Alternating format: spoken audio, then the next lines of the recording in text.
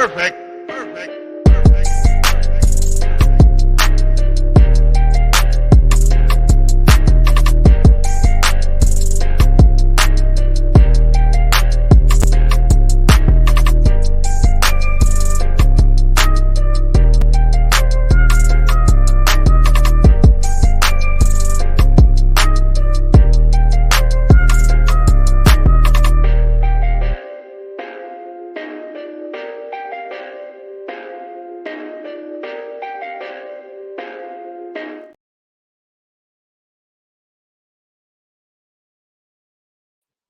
All right, everybody, what's happening, man? How y'all doing? Welcome to today's edition of SWAC Talk. This is the show we cover the SWAC inside and out.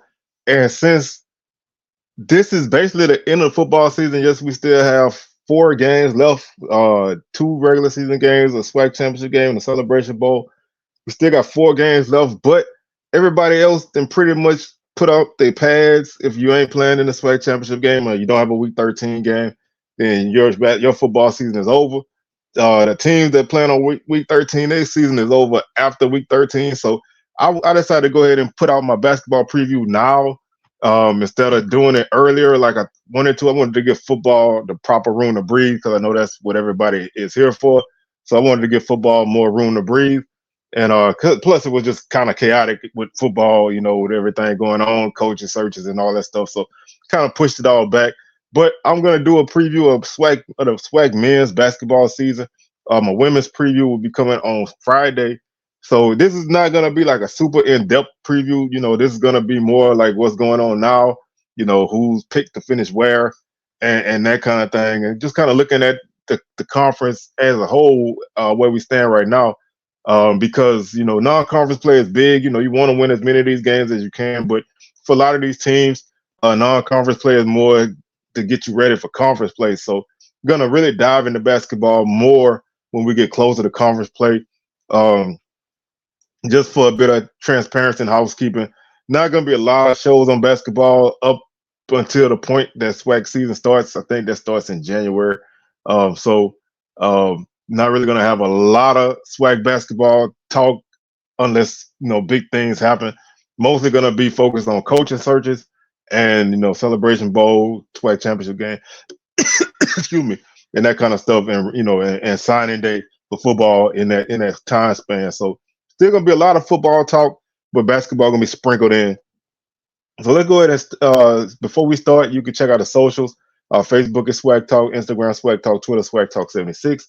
Also, you can subscribe to the channel if you haven't done so. We over 1,140 subscribers, so show is continuing to grow rapidly, man. So I thank y'all for hitting that subscribe button. Also hit that like button while you're here. That's definitely a big thing. Hit that like button. Feel free to comment your thoughts on the men's basketball season so far and what you expect in the conference play. Also, don't forget you can share the video and hit that join button to become a member, or you can hit that super thanks to support the show that way. Or if you would like to just make a donation, you can do that at Cash App, $SWAC Talk. Anything would be appreciated. So let's go ahead and jump into this, man. We're gonna start. Obviously, we're gonna start from the beginning, and we're gonna look at how the media predicted the SWAC to finish this season. Texas Southern, the defending SWAC conference champs, the team who probably should have won the regular season but had a lot of injuries and everything, actually finished as the 8th seed, won the SWAC championship tournament to go to the NCAA tournament. Texas Southern is picked to finish first, and obviously this is a team that is always going to be in the mix. I always say that this team is built for March, regardless of what their team looked like in October and November. Even in January, when it comes time for March, this team always seems to find a way to get it done. So no surprise that they're picked first. They have 240 points and 10 first place votes. Grambling, who was one of the regular season champs, they finished. They picked to finish second with 233 points and 4 first place votes. Alcorn, the other team who finished in the tie for the regular season, they actually were the 1 seed. They picked to finish third with 214 points, 2 first place votes. Jackson State, who finished in the 4th place spot, their Were they third? They were third or fourth. I forgot. But they were picked fourth this season with three first place votes and 213 points. Southern finished to pick fifth with 153 points and one first place vote. Prairie View sixth, 151 points, one first place vote. Alabama A&M 140 points, seventh place, one first place vote. Bama State picked eighth with 121 points. Bethune-Cookman ninth with 107 points. Pine Bluff picked 10th with one first place vote and 105 points. Pine Bluff was an interesting team last season. They actually started off the conference season with a pretty solid start. They hit a big losing streak in the middle of the season and never really got the ship back on track. Um, so they somebody believes in the Golden Lions to get them a first place vote, even though they were picked 10th. FAMU is 11th with 97 points, and Valley is last with 30 points. So right now, this is obviously anybody's game. Things don't really ramp up until the conference schedule starts. And as we saw last year, you really just want to get in.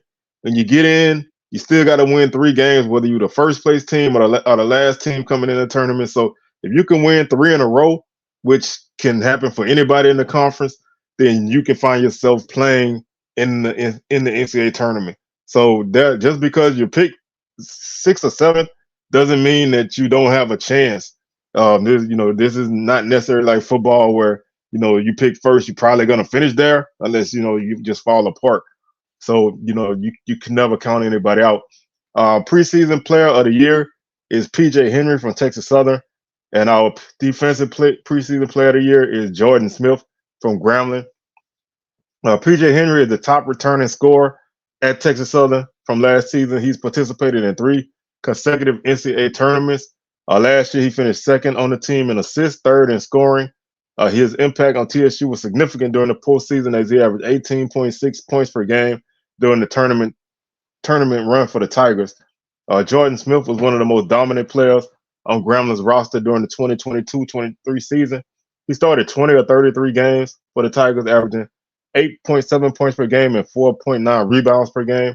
The New Orleans native came on strong for Grambling in conference play, posting multiple 20-point games, including a season-high 24-point performance. He also registered 10 double-figure games, scoring 10 double-figure scoring games. Smith picked six.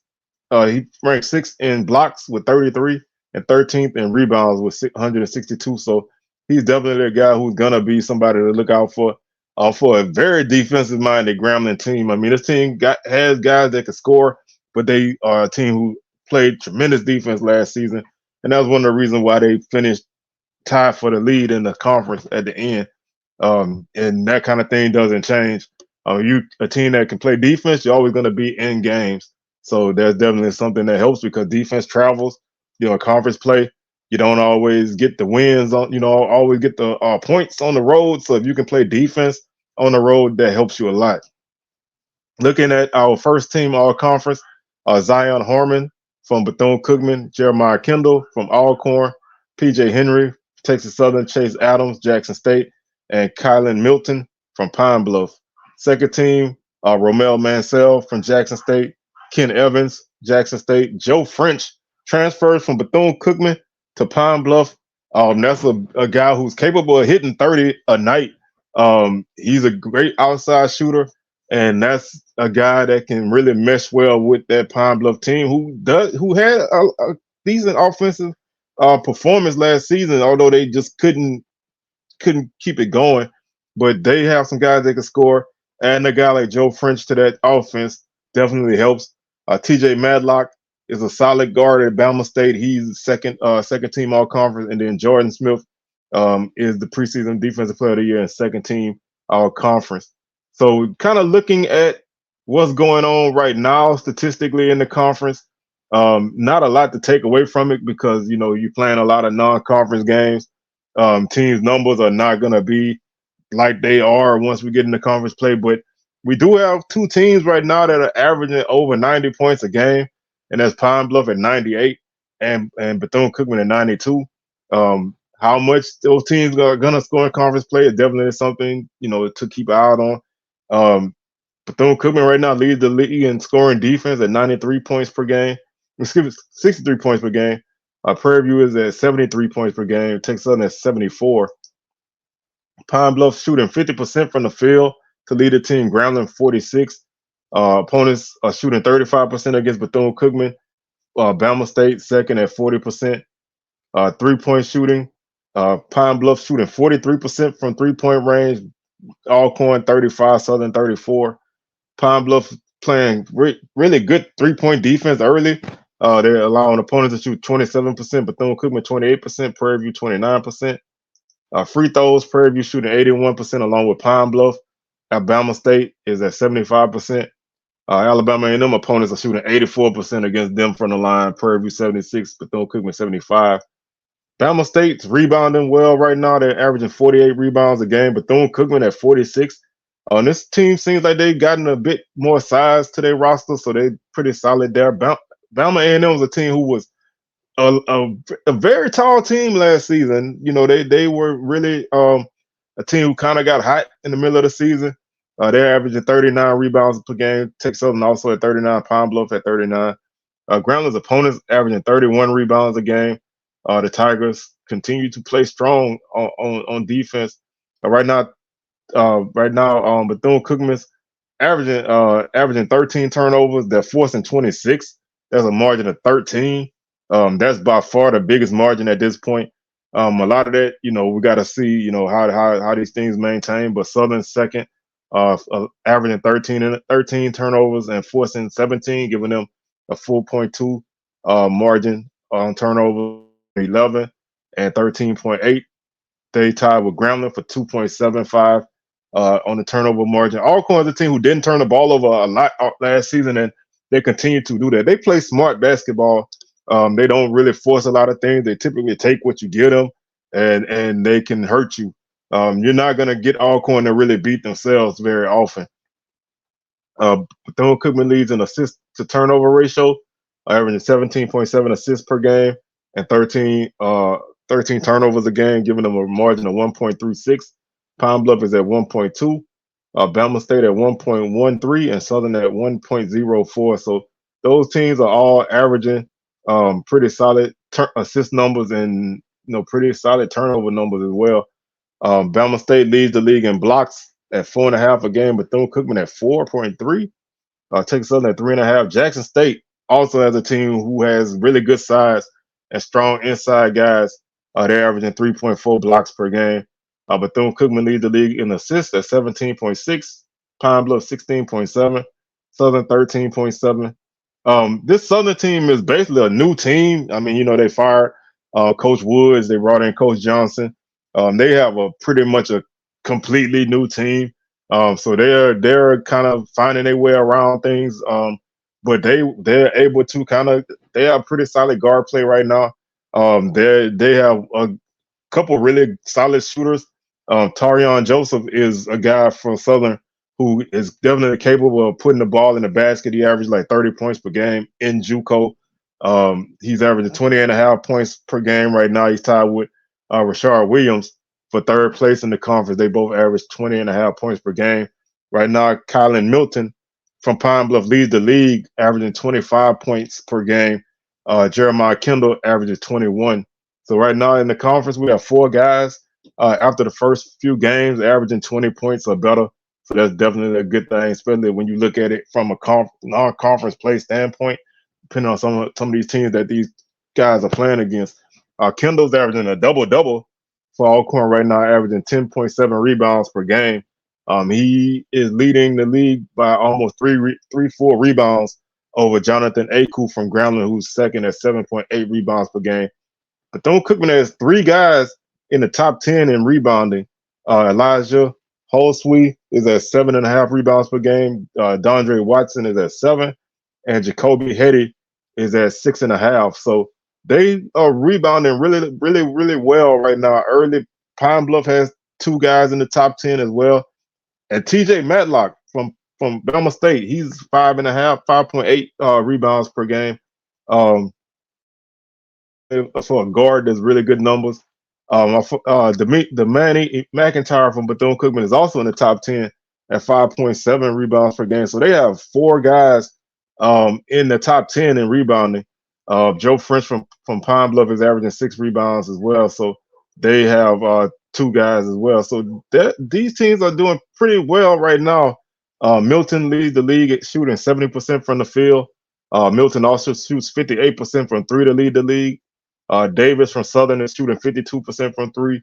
Rashad Williams from Pine Bluff is shooting 40%. Joe French at 33%. Tarion Joseph from Southern for 32% from three. So Pine Bluff's got some really solid shooters at this portion of the season. As you can see, the top five are from Pine Bluff and Southern.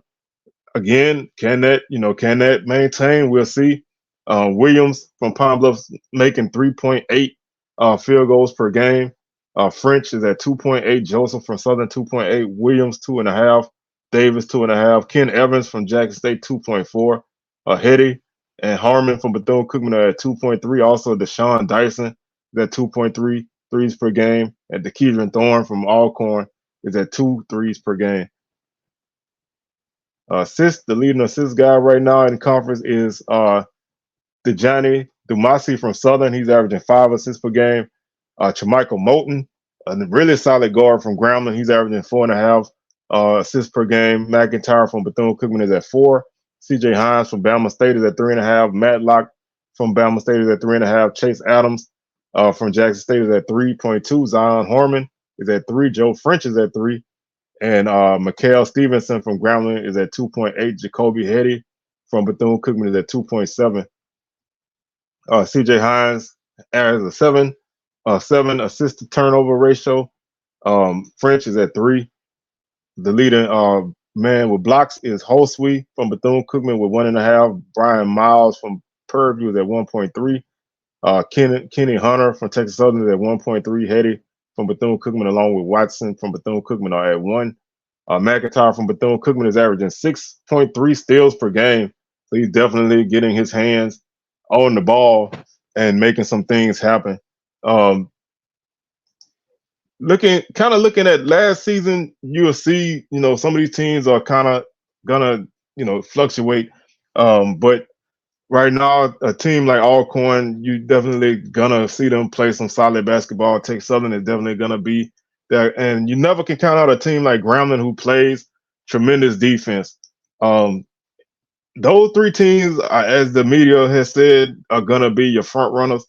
To me, those are the three teams who are gonna definitely be there. Depending on what else happens, with some strange things with conference play, because you never know what's gonna happen.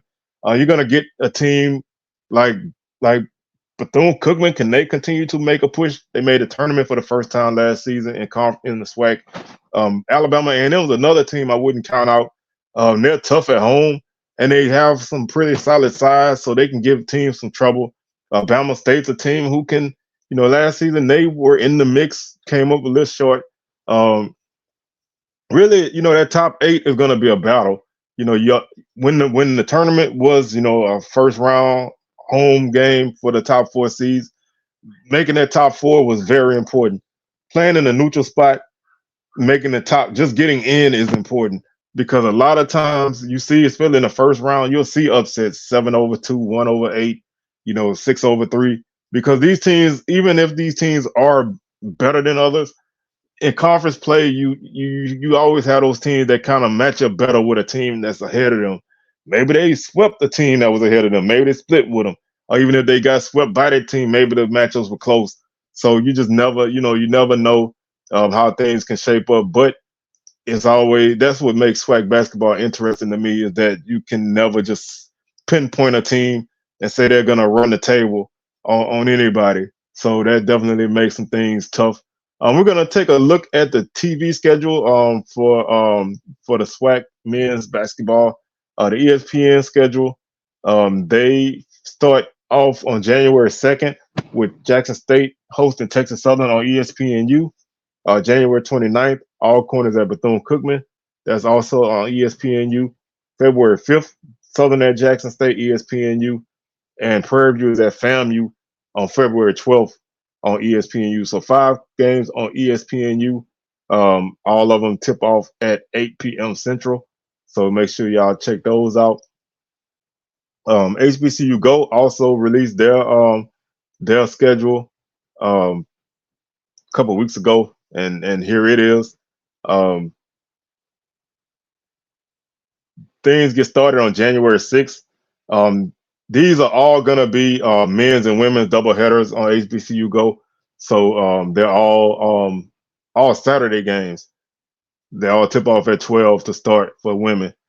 January 6th is Alcorn at Jackson State. January 20th, Southern at Grambling.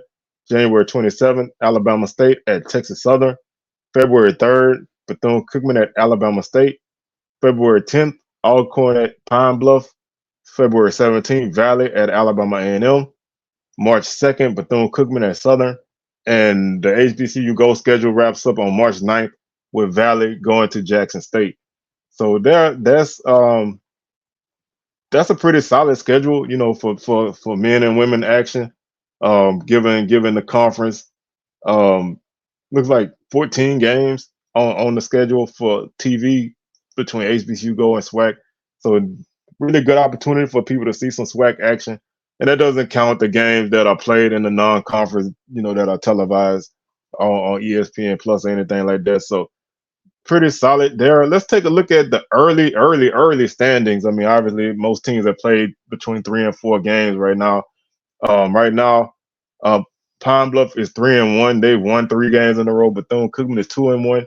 They won 2 in a row. Grambling is 2-2. They've lost one. Prairie View is 2-2. They won one. Bama State is 1-3. They've lost one. Southern is 1-3. They've lost 2 in a row. Alcorn 1-3. They've lost 2 in a row. And then the winless bunch right now, Bama A&M is 0-2, losing 2 games. FAMU is 0-3, losing 3. Texas Southern 0-4.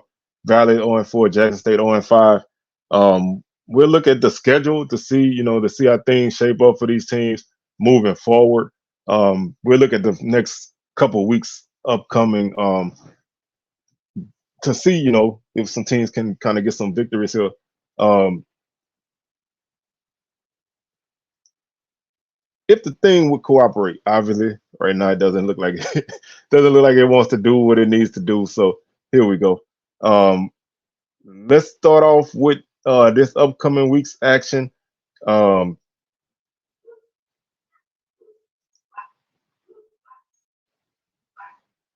all right, where we are. Starting today, Sunday, November 19th, Prairie View is at UT Martin. Grambling is at Iowa State. Jackson State at Missouri. Alcorn at Michigan State. And Southern is at University of Illinois. On Monday, Charleston Southern is at Bethune-Cookman. Oregon is at FAMU. That's part of the Pac-12 SWAC Legacy Challenge. Valley is at Santa Clara. On Tuesday, Alcorn is at Texas Southern. Alcorn is at Texas Christian TCU. Prairie View is at Eastern Kentucky. Texas Southern is at Oral Roberts. Alabama A&M is at Auburn. And Pine Bluff is at Minnesota. On Wednesday, Alcorn is at UT Arlington. Grambling is at Sam Houston. And Bama State is at Samford. Uh, Friday, November 24th, Alcorn is at Clemson. Grambling is at Troy. Bama State is at North Carolina A&T. Pine Bluff is at Ball State. Bethune-Cookman at Lamar. Bama A&M is at East Tennessee State. And Valley is at Cal Northridge. On Saturday, Alabama State is at Merrimack. Jackson State is at Georgetown. Southern is at Valparaiso. Bethune-Cookman is at Delaware State. They're playing Delaware State in the tournament. A&M is at Cleveland State. Texas Southern is at Drake. And Sunday, Bethune-Cookman is playing Longwood in the tournament. And Valley is at University of the Pacific in Stockton. Monday, Arkansas Baptist is at Pine Bluff. Wrapping up the month, Jackson State is at Arkansas State on Tuesday, November 28th. Southern is at Marquette. Texas Southern is at Purdue. Wednesday, November 29th, Prairie View is at Tulane. Albany State is at FAMU. Tennessee State is at Alabama A&M. And wrapping up the month on Thursday, November 30th, Pine Bluff is at Oklahoma. So basically, like you say, pretty nice mix. We got some mid-major games, but most of them are P5 games. So got an opportunity to pick up some wins, but some of these games are not gonna turn out so great. Running through the early portion of the schedule, looking at some of these games where we may have got some non-conference um, D1 wins. Uh,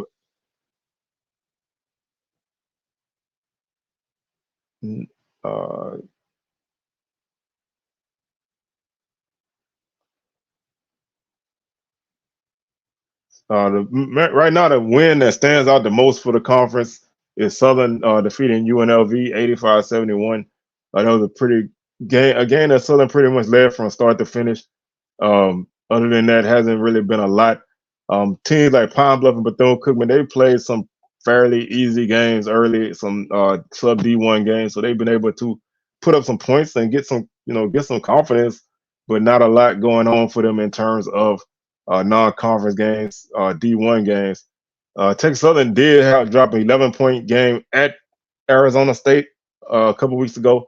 Um, they play a tough non-conference schedule all the time, so they're gonna really have a tough time. But Pine Bluff defeated Central Arkansas on the road in a mid-major game, so that's a good win for them. They really, you really want to get those kind of wins whenever you can get them. Um, Other than that, right now, Prairie View defeated Abilene Christian 79-74 also on Tuesday, November 14th. So that's a nice non-conference mid-major win in terms of just winning those games, not necessarily the opponent in the margin. Alcorn dropped a 3-point game to UAB on Thursday, November 16th. So that's a that's a game they probably should have won, but the Braves, find themselves in those kind of games more often than not. Southern dropped an 8-point game in overtime to Western Illinois. That's a game they led for a good portion of the game, and honestly, they kind of gave it up at the end, but that was a pretty back and forth affair. Pine Bluff, I want to see what this game ended up. They lost to Incarnate Word by a score of 100-81. I wanted to see they didn't have a score up there. It was a Saturday game, so Golden Lions lost by 19 at home. So that's gonna do it basically for this SWAC men's basketball preview. We'll have a women's preview coming at you on Friday. So y'all make sure y'all keep it locked in with us. And that's it for us, man. We're gonna get on up out of here. Tomorrow is our HBCU top 10 and point spread show.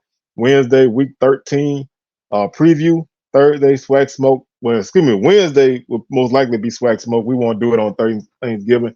We'll probably do SWAC smoke on Wednesday. And then Thursday be my week 13 preview, and then Friday will be our women's basketball preview, and then Sunday will be our week 13 recap, and then Tuesday HBCU top 10 and point spread show. So that's gonna do it for us. We catch y'all on the rebound, and y'all have a good rest of your day. We out of here. Peace.